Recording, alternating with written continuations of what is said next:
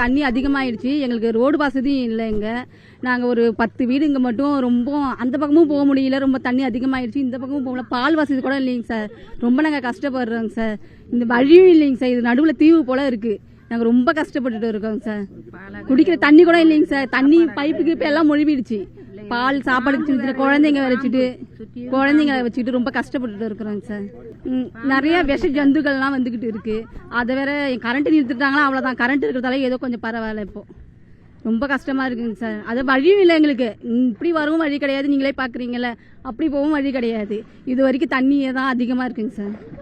ஃபுல்லாக வெள்ளக்காடு ஆயிடுச்சு. இங்கே உள்ள நிலம் மற்ற வீடு எல்லாமே சுற்றி தண்ணி சூழ்ந்து இருக்குது. ஃபுல்லாக அங்கே வழியும் கிடையாது. எங்களுக்கு இங்கே நடப்பாதையும் கிடையாது. தீவு மாதிரி இருக்கும். ஸ்ரீலங்கா மாரி இருக்கும். இப்போ எங்கள் கனவு காலிலேருந்து யாருக்கும் எங்களுக்கு ஒரு உணவே கிடையாது. நாங்களே ஏதோ இருக்கிறத வச்சு நாங்கள் செஞ்சு சாப்பிட்டுக்கிட்டு இருக்கோம். குடி தண்ணி கூட எங்களுக்கு கிடையாது. அந்தமாரி நிலைமையில் நாங்கள் இங்கே வாழ்ந்துக்கிட்டு இருக்கோம்.